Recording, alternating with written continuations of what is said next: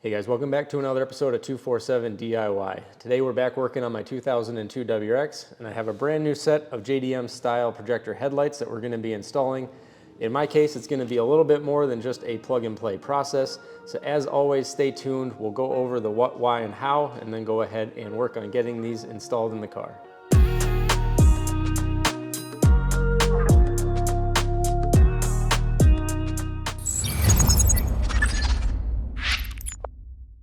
All right guys, so let's go ahead and go over probably the most obvious thing you may have noticed, and that is that these headlights essentially are the same exact headlights that are going in the car.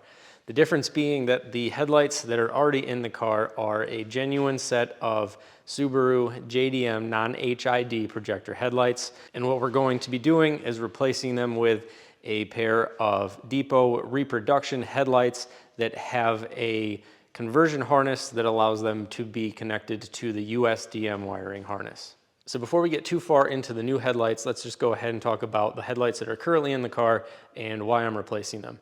So as I mentioned before, these are a set of genuine JDM non-HID projector headlights. And the biggest drawback with those is the cutoff plate inside of the projector is a right-hand drive cutoff. Not a great situation to be in when you're driving on a left-hand drive roadway. When you aim the headlights in order to not be pointed directly into the faces of oncoming traffic on the left-hand side of the road, you basically have to point these so that they're down, and the car is honestly really sketchy to drive at night. You really can't see anything, at least with these aimed properly. I could bring them up, but then I would be, quite honestly, just pointing my headlights right into the eyes of the oncoming traffic on the left-hand side of the road. So that was one of the biggest things that I needed to change with these headlights. Now I had these big plans where I was going to open these headlights up, pull those projectors out, and either put in some makeshift cutoffs that were a left-hand style. Didn't really love the idea with that, but then I was also thinking about just changing out the whole projector altogether with one that has a left-hand drive cutoff in it. But that doesn't solve the other issue that's going on with these lights. Obviously these lights only came on the Bug-Eye Subarus, which was 02 to 03, at least here in the States, and they're an old headlight. I have to clean these up once a year. I won't know until I'm editing this if it's showing up on camera, but you can see that yellowing on there right now, and that simply just has come about from sitting in storage over the winter. It used to be I would have to, every spring when I get the car out and wash it, detail it, I would have to renew the headlights with Headlight renewing polish system that basically just takes all of that coating, not really coating, but that haziness, that oxidation off of the surface of the lens. And then last year, about midway through the season, because I don't drive this year long, so just midway through the driving season, the warm weather, I had to do it again. So now I'm at about, in the course of 4 to 5 months, I have to clear these twice. There's basically zero UV protection left in the plastic in these lenses. And I really just want a nice, clean, crisp, brand new, crystal clear lens to go in there. So that's gonna solve two problems. And then the other thing that we're gonna have to tackle today is these headlights were on this WRX way long ago. It's over 10 years I've had this car now. But when I first went and picked it up, it had these headlights installed, but the person who installed them, because there are differences in the wiring harness, they hard mounted, or I should say hard wired, the headlight wiring harness straight into the headlight. So when I picked it up, there was no plug. If you wanted to take the headlights out, you literally had to cut wires. And that's because there's a difference between the high and low beam layout between the USDM and the JDM. They share the same socket, the same plug and connector for the running light and the turn signal, but the USDM wiring harness uses a 9007 plug with a 9007 dual filament bulb that functions both of the low beam and the high beam, versus the JDM lights use a H1 low beam and then a separate 9005 high beam. And so the plugs are not the same. The person who had this car prior to me just decided it was easier to hardwire them in. At one point, I went ahead, I needed to take the headlights out, and we'll get a closer look down in there in a minute when we get these headlights out. But I did just take a generic 3-wire plug. It actually was kind of nice because it fits right on the little post on the back of the headlight, the factory post. And then I just wired in a plug to those 3 wires. But since we're here and we're doing everything, and then one big thing that I've been doing lately is just trying to do things better than I did when I first got this car, just doing things the right way, a little bit better. I figure since we're here, we might as well go ahead and clip off the generic plug that I put on the body harness, the light harness for the vehicle. We'll wire in the essentially stock 9007 plug, so that we go back to a factory US harness for that 9007, and that will go ahead and plug right into the adapter harness that comes on these headlights here. And so now that brings us to the new headlights that are going in. So as I mentioned, these are Depo reproductions of the JDM projectors. These Depo reproductions have been around for quite a while. Even when I first bought this Bug-Eye Subaru and I really started getting into it, I remember them from way back then. As far as I can remember, when I looked at them a long time ago, they were around $500, but they still didn't have any type of harness. You had to wire up your own harness if you wanted to put them on a USDM WRX. I ended up finding an eBay listing for these headlights, and basically this company that lists these on eBay, they take the Depo headlights and then they go ahead and they just throw these harnesses on.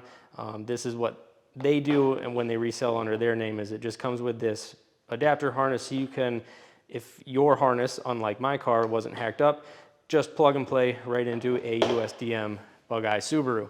And the best case scenario there was when I saw these on eBay, I think it was around $350, which, being that I've been in the market for something different with these headlights, because like I said, the right-hand cutoff has just been driving me nuts. These have a left-hand cutoff in them, so these are gonna be a perfect replacement for what I wanted. And then also, we're not necessarily going to be using this for the install of these headlights here, but what I'm going to do is when the old headlights come out, I'm going to go ahead and wire them up very similarly to the way that these ones are wired up, and then I'll just go ahead and throw those up on Marketplace or something like that. I figure they'll sell a lot easier if I have them wired up as a plug and play into a USDM Bug-Eye. So that's what all this is going to do, is just allow me to build out my own harness for the old lights, again, just so I can throw them up on Marketplace and sell them. And so with all that planned out, this should be a pretty straightforward video. The only thing that I've run into that shouldn't be a terrible issue is I did take a look at a few things, and I noticed that the HID kit that I have on this, the HID H1 bulbs, are just a hair too large to fit through the opening for the H1 mount in these headlights. I did some Googling. It's honestly pretty typical to have the H1 HID bulbs a little too large. You just have to do a little trimming, maybe a little massaging to the opening to get those bulbs to fit. And then I think these covers are exactly the same, so I'll probably just swap these covers onto these lights, because I've drilled the hole for the grommet for the H1 or the HID kit with the HID bulb to go into these ones. We might as well just reuse those ones and not have to drill holes into the brand new ones, swap those over onto these ones. So let's go ahead, let's get the grill out of the front end and get these old headlights out, and then we can work on doing the wiring.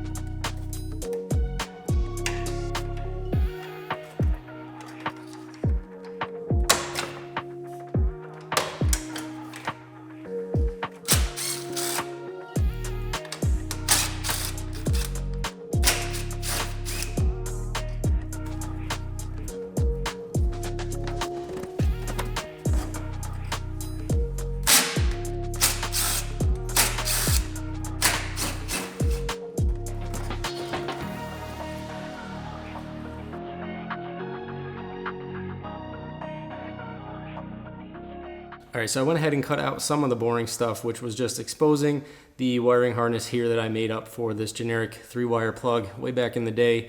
And then I exposed the harness on the headlight side just so that I know where these wires need to go. And I've traced those back, and I know that the yellow wire with the red stripe goes to the green wire on the H1 harness. The red wire with the blue stripe goes to the black wire on the H1 harness and is also shared and runs off to the right side of the 9005 high beam plug, and then the solid red wire goes to the left side of the high beam 9005 plug.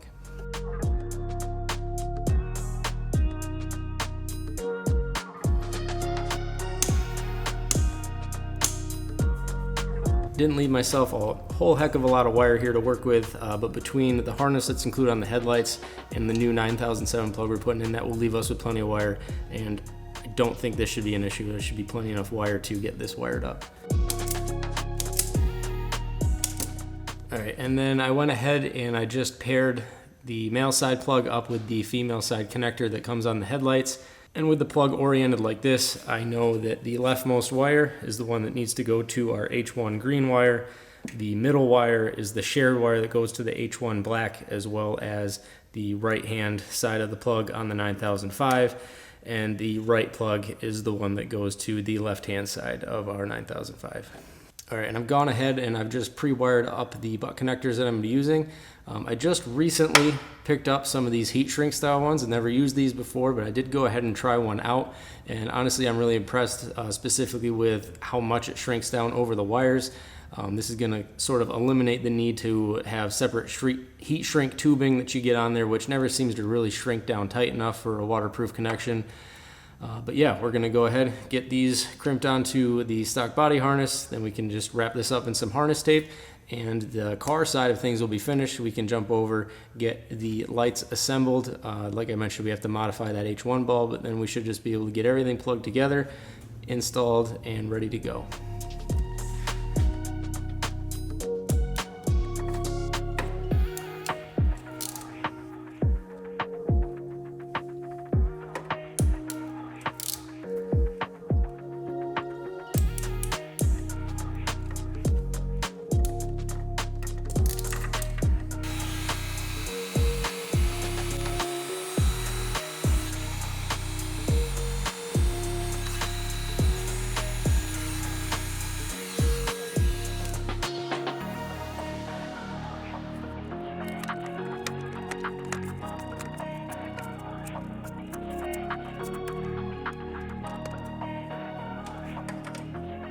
All right, and since it's the same exact thing here on the passenger side, I just went ahead and wired this all up. The only change is the blue and red wire. That's that shared wire that was on the other side. On this side of the harness, it's a blue and white wire, but the other two wires are exactly the same.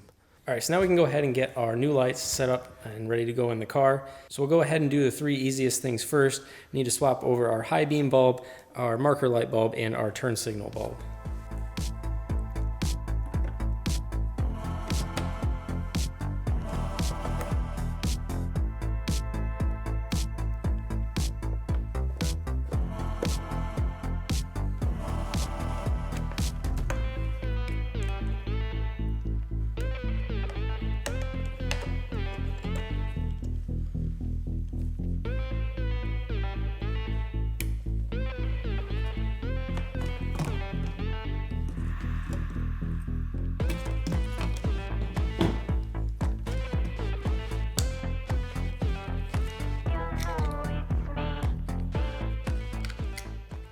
All right, so I should have started with the old headlight first.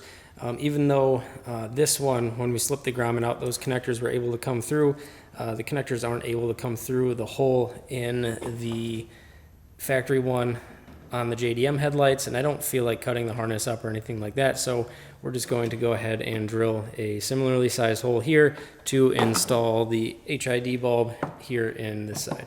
All right, so we went ahead, we got our hole drilled in there. Before we get too far ahead of ourselves with getting the HID harness installed and all that, if you remember correctly, I mentioned that the opening here for the H1 base is not quite large enough to accommodate this HID bulb in there. It's close, but we do need to make a little bit of room, and I'm not 100% sure how I want to do that right now. Using a grinding wheel or something, I don't want to introduce a lot of debris inside of there. Bending it, I think, might be the best option, but I also don't want to deform the base here too much because you want your bulb to sit in there nice and flat and sturdy. So I'm just going to take a couple minutes, probably off camera, while I decide exactly how I want to get this done, and I'll be right back with you. All right, so I ended up a little crude on the method here, but it ended up working really good. The first thing I did was I cut down a piece of cardboard to size, and then I just slipped that down in there like that to create a little bit of a barrier to the inside of the projector there. And then I went ahead, I tipped the light up so that hopefully anything I was grinding away would fall away. And then I just used one of these ball-shaped carbide burrs, laid it in there into the opening, and just made the clearance that I needed. So now our H1 bulb fits nicely right into the opening, slots into the little indexing tabs perfectly fine.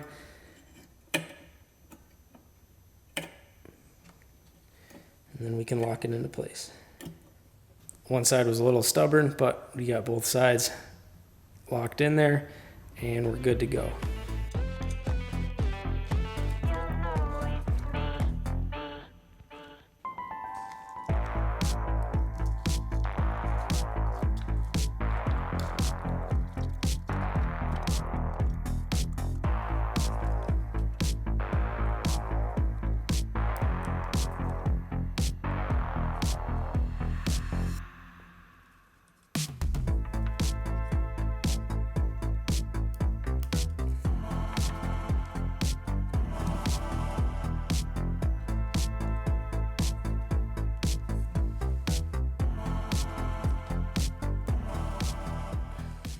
All right, so there is just enough room for the backspacing on that H1 HID bulb with all the wiring in there to fit. It's a little more squished than the other side was. Hopefully that doesn't create any issues with those wires being kind of pinched, but I don't think it should. It was working just fine. The other light, and there was a similar amount of clearance issue, so that should be good to go. This is ready to install. I'm going to go ahead and just rinse and repeat all this real quick for the other side, and then we can go ahead and get these installed on the car. All right, so we're just going to kind of loosely set these in there. We're going to connect up all our connectors, and then I'll jump in the car, just verify that we did everything correctly, that all the lights function properly, and then we can go ahead and get everything bolted in, get the grill back in, and finish this project out.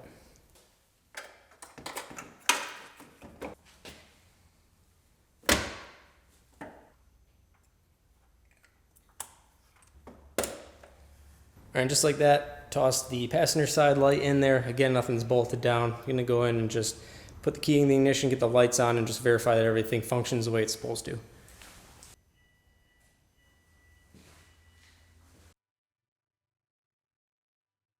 All right, so I gotta diagnose some things. The parking lights, the marker lights worked fine. I just realized I haven't checked the turn signals yet. We have no low beams, those didn't come on, and I only have one high beam over there that's working. So I'm gonna step away for a minute, take a look at things over. Hopefully it's something simple and then I didn't completely screw the wiring up. But yeah, I gotta figure something out here. Quick update, the blinkers all work properly, and the high beam on this side was just, the plug was a little loose. Wiggled around, pushed it in all the way. We got high beams on both sides, but I'm still not getting low beams. I can hear the relays clicking when I turn the lights on, so we just have an issue where the bulbs aren't getting power. So again, I just got to diagnose that and figure it out. All right, so I believe I ended up wiring something up wrong here. I ended up disconnecting the plug on this side because I was going to check it with a voltmeter, and then when I went and turned the headlights on, I had headlights, which is weird because this side was completely unplugged.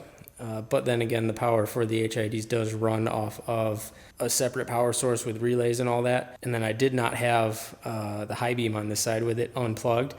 And then just to see what happened, I plugged it back in, lost the headlights, but then also proceeded to blow both fuses for the headlights. So that leads me to believe that something's wired wrong. So we're gonna unplug and then test our connections here, hopefully be able to figure out what it is that I wired wrong.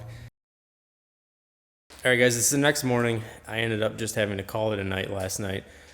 Also coming down a little bit of a cold if my voice sounds funny. But I just got really frustrated last night. Had to just put things down and walk away from it for a while. I did mess with a few things last night.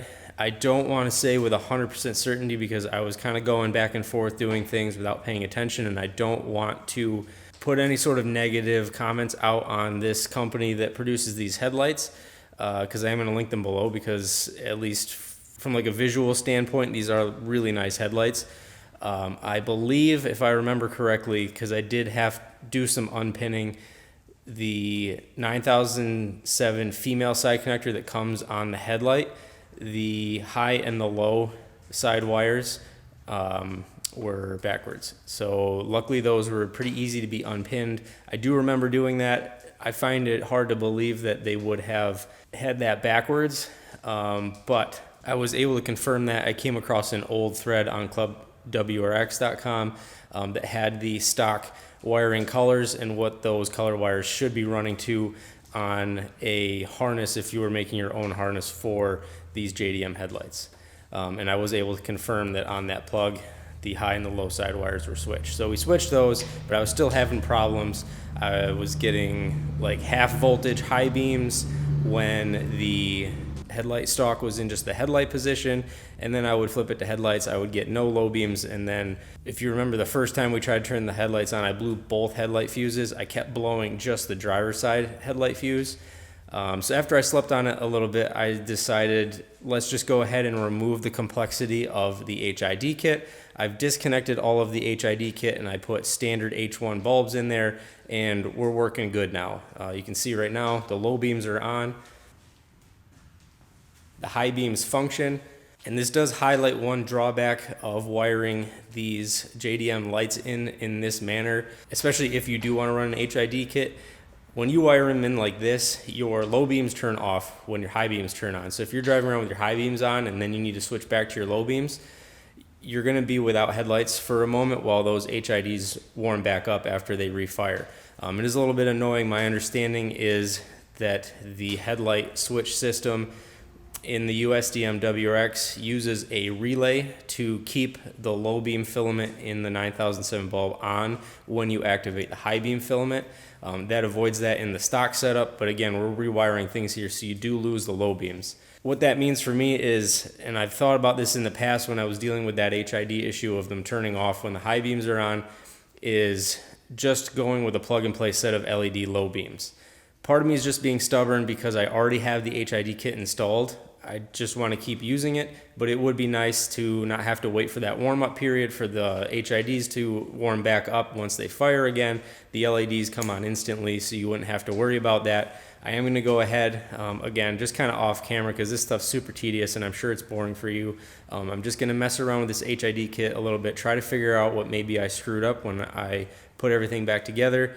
And if I can get the HID kit working, I'll probably go with it again just because it's already in there and installed. And then if I can't, we'll just rip everything out. It will reduce a whole lot of clutter in the engine bay and wiring and stuff, and we'll just throw in a set of plug and play LED bulbs.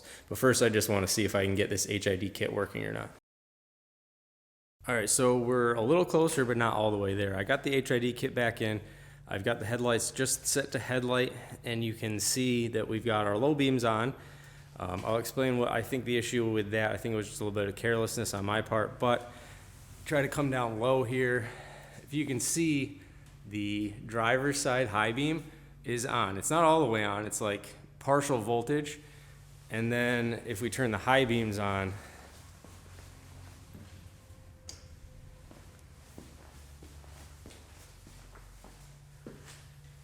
we've got full high beam on the passenger side, and again, just sort of like half voltage high beam from that LED bulb on that side. I don't think it's the bulbs because without the HID kit in there, we already established they work perfectly fine. So there's some sort of issue with this HID kit that's causing this weird sort of partial voltage to the high beam over there. So I'm not going to spend too terribly much more time with it. Like I said, in the end, I think just simplifying things and just throwing some LED bulbs in there will be the better route to go. But I want to understand better why this is happening. As far as why I was getting the low beam issue before and then that fuse popping over there, I noticed that I had forgotten on the driver's side. I'm just using the caps that came off the old headlights to show you what happened here. This spade connector here for your H1 generally clips onto the housing that the H1 bulb sits in, and then this actually plugs onto the H1 bulb. When you run the HID kit, the wires go over to your ballast, and so one side plugs in here, one side plugs in here. I didn't wrap this one with electrical tape, and so I think it was touching the metal housing on the projector, and it was just causing a short or something like that. Because I reinstalled everything again, I made sure to tape over these spade connectors that time, and at least now we have the low beams. I'm just kind of stumped as this weird high beam issue over here, but got to look into that and see what's going on. All right, guys, so we got it figured out now. Let me go ahead and show you what I ended up finding. I ended up pulling the cap off of the back of the H1 housing to see what was going on and check some voltages. And I noticed that the spade connector had come off of this side. The wire had pulled out. Unfortunately, the one thing I don't have right now on hand is male spade connectors. I tried opening it up and re-crimping it. I think, honestly, I'm trying to remember, but I'm 99% sure those spade connectors were on there with the kit. They just used one size too large. So even though I opened it up and I crimped it all the way down, it's just not biting onto the wire. So I'm going to have to get some male spade connectors. I got all the female spade and the connectors that I could want here in the shop right now, of course, but I don't have any male spade connectors. So we'll have to get a new one of those.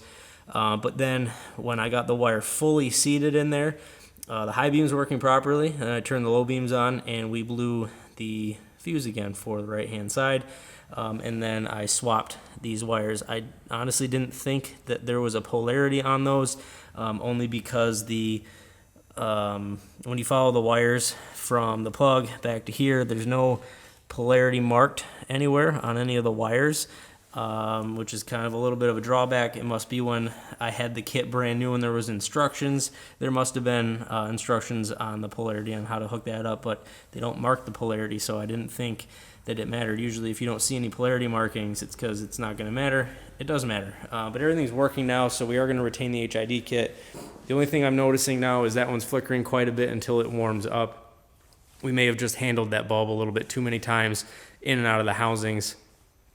So there might be just a little bit of damage. HID bulbs typically are pretty sensitive, especially if you get like grease from your fingers on there or whatnot, but that's not the end of the world. We can replace that bulb. That's not a big deal. But everything's functioning now properly. I'm going to go ahead and clean everything up.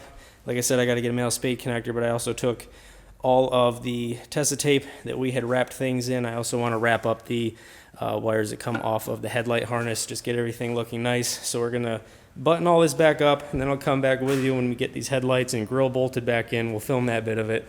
And then the last thing that we'll have to do, and it's one reason why I spun the car around here in the shop, is we'll be able to use the white overhead garage door here to get the headlights properly aimed, and we should be all set after that.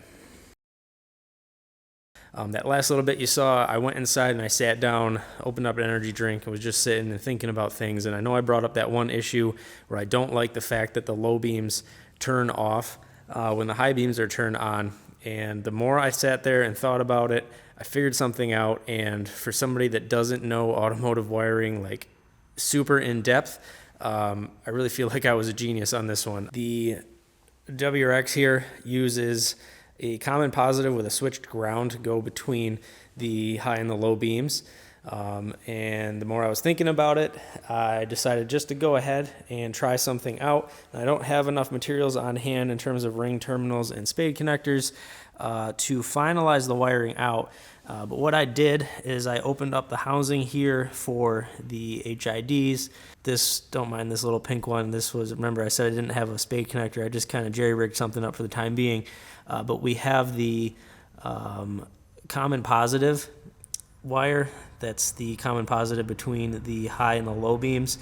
That's connected as normal with the HID kit, but I disconnected that separate switched ground, and then I just ran a little jumper. We run off of the wire for the HID, and we simply ground that to the chassis, and that prevents the HIDs from switching off when the signal is changed. So I'll set the camera up here. We'll go ahead, we'll turn the headlights on. There we go. HIDs are on with the headlights on. High beams on, HIDs stay on. So go ahead and flash the high beams. There's no interruption to the HID signal. And it's kind of nice, we only have to do it to just the one side. We don't have to run a jumper on the other side. So all I need to do is I need to get appropriately sized ring terminal so we can make up a jumper harness and then figure a clean way to have that wire exit out of that cap. But I am absolutely stoked that that random thought happened to pop into my head and just decided to come out and try that on a whim. And we executed it perfectly. So that's going to be awesome now. No more low beams turning off and the high beams are on.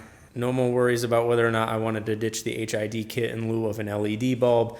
Everything is going to be operating exactly the way I wanted it.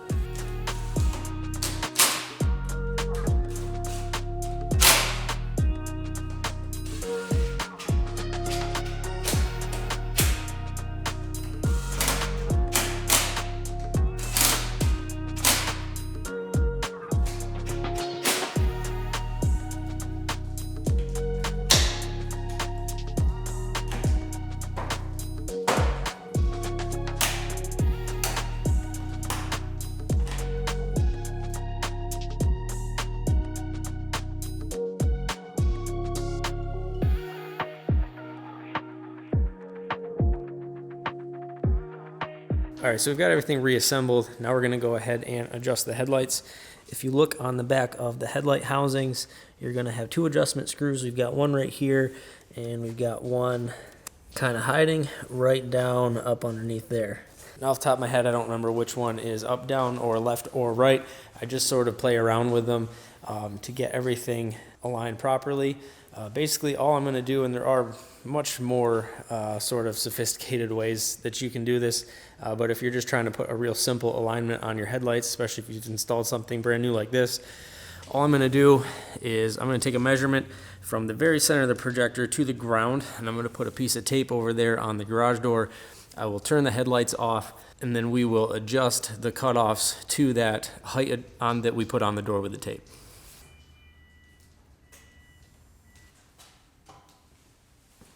All right, so right out of the box, these aren't too terribly bad.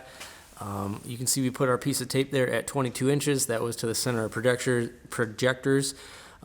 We want to pay attention to the left-hand side of our cutoffs. The driver's side left-hand cutoff is right there, and it's pretty much spot on with the 22 inches. The passenger side, however, I know this isn't showing up on camera, is low. It's right about there. Really, it looks like the main adjustment we need is, let me see if I just adjust this here, if you can see that left-hand side. Yeah, that's a little bit better. So you can see that left-hand side, right-hand side, the passenger side cutoff right there is a little bit low. So we just want to bring the left-hand side of that cutoff. That's what I'm talking about. You can see the right-hand side over there. We want to bring the left-hand side of this cutout up to the 22 inches.